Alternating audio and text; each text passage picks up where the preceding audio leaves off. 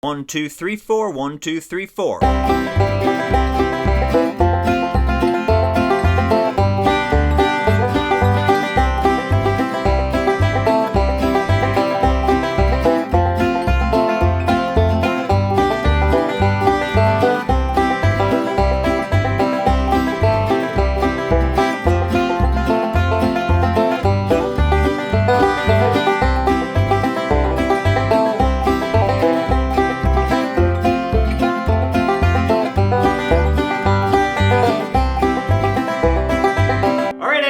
Banjo Land, Mike Hedding here, coming to you today with another beginner backup lesson.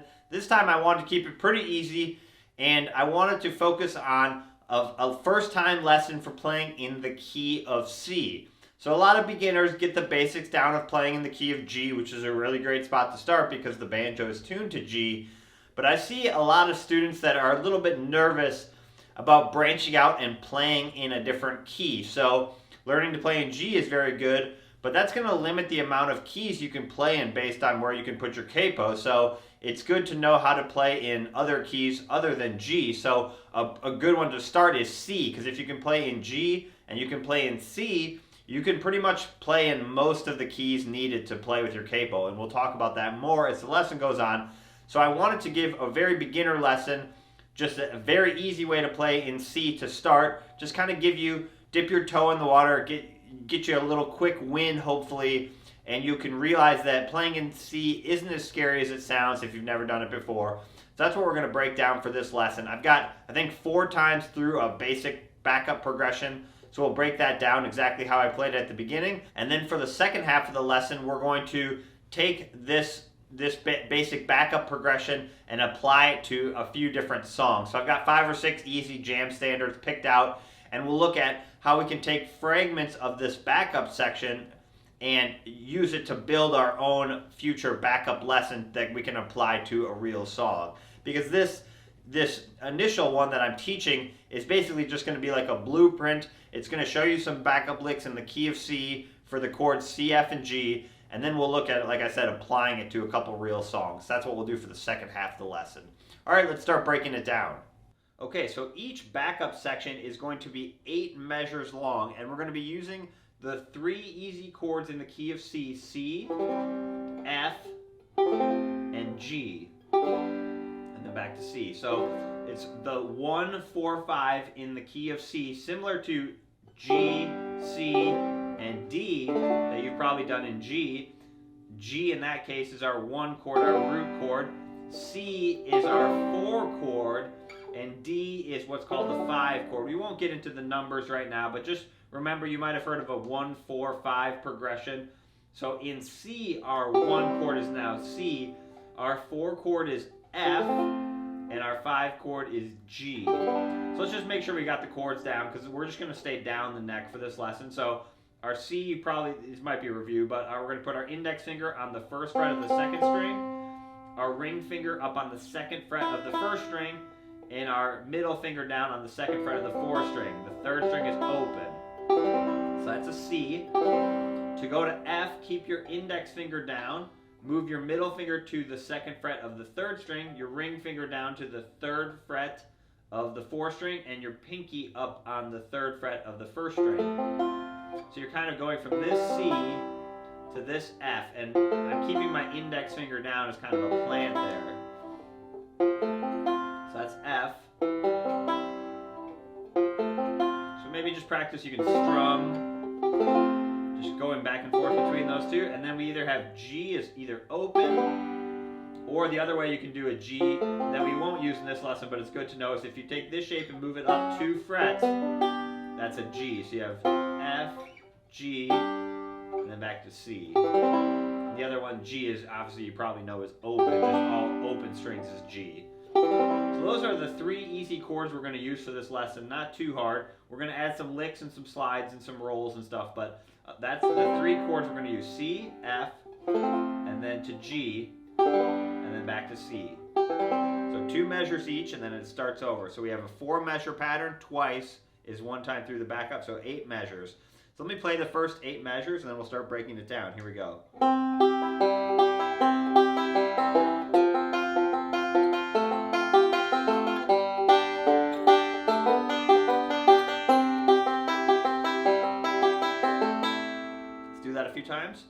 remember, this is just kind of some generic backup that we can apply to any song. So we're using just classic rolls, fills, and we're not adding too much of like a melody part yet. So this is just backup you could play behind a vocalist.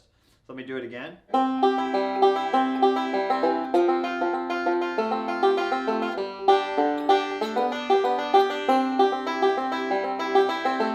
And one time really slow.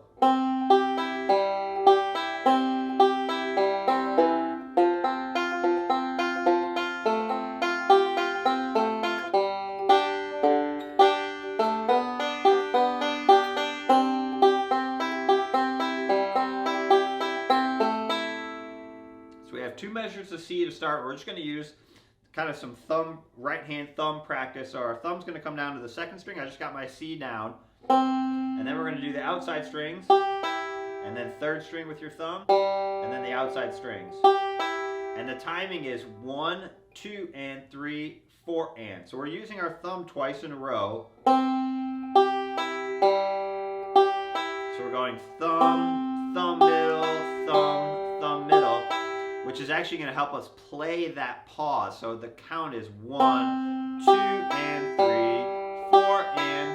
You can just loop measure 1. That's good thumb practice.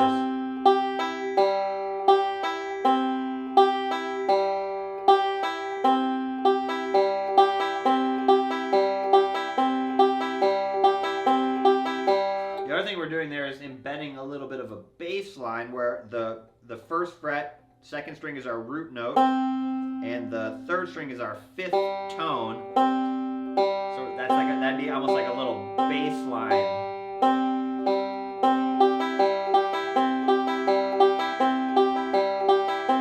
That just sounds nice as a backup. We're kind of playing those like I said, it's basically a bass line. So do that as many times as you need to, and then measure 2. Starts the same way, and then we just fill out the roll at the end and down to the 2nd fret of the 4th string. So we have, I'm just looping measure 2. So we have 1, 2, and 3, and 4. So let's put those 2 together. So that's just a great 2-measure C pattern you could use for any song that has 2 measures of C. This would be a great little backup spot you could play.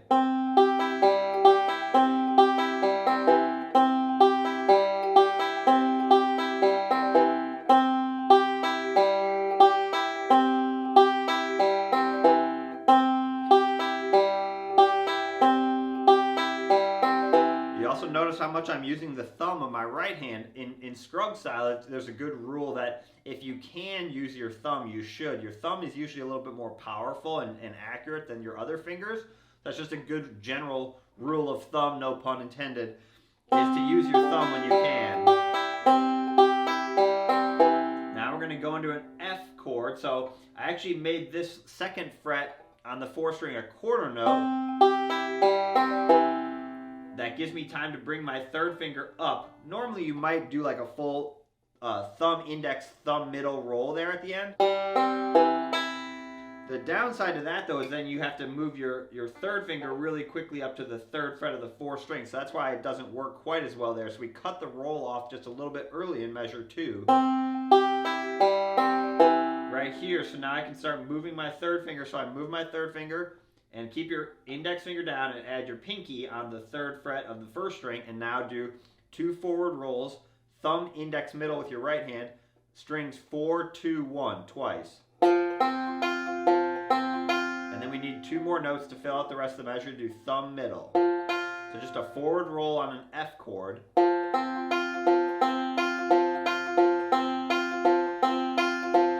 And then put your middle finger down on the 2nd fret of the 3rd string, which kind of fills out the F chord, and do a forward reverse roll. So you can use the 5th string occasionally with the F chord. I wouldn't use it a ton, but just hitting it occasionally is okay. So let's put measures 3 and 4 together. We have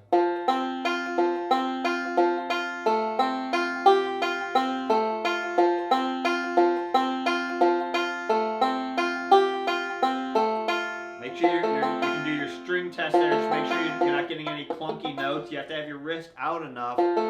You can't be back too much like this. You're going to get the kind of clunky sounding notes. So keep your wrist out. And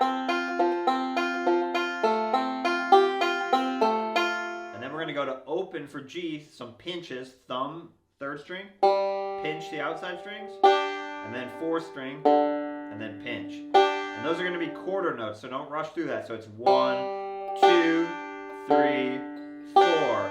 1, 2, 3, 4. And then we're going to do a 2-4 slide on the 3rd string with a forward roll. So thumb, index, middle, string 3, 2, 1. So I'm sliding up as I'm rolling. Thumb, index, middle, thumb, index, middle. And then go up and do 5, 2, 1, another forward roll. And then we need 2 more notes, like just in measure 3, same thing. We need 2 more notes to fill it up, the rest of the measure, 4 and thumb, middle. So we have...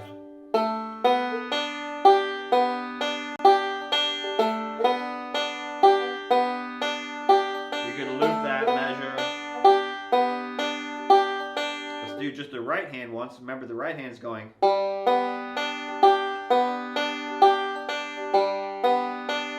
Don't let that slide throw off your right hand.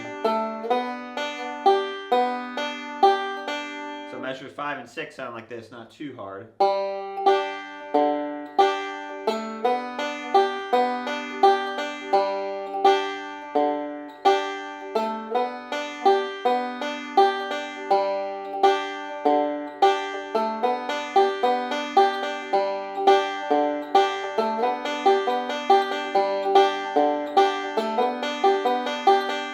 Measure 5 and 6, and then back to C. So your thumb of your right hand is going to come down, go back to your C and play the 1st fret 2nd string with your thumb. And then your thumb comes up and do 5, 2, 1, 2 forward rolls, T-I-M twice.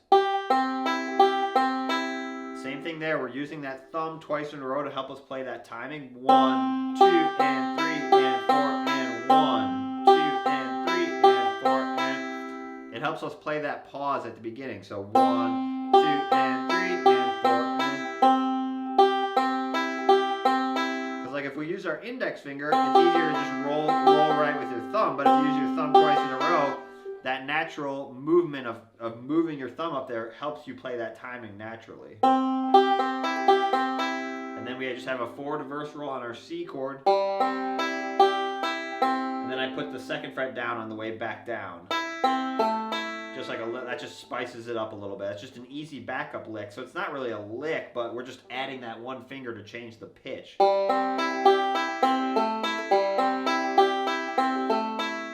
that's just an easy way to spice it up a little bit. So that's the first 8 measures. Let's play it real slow. Here we go.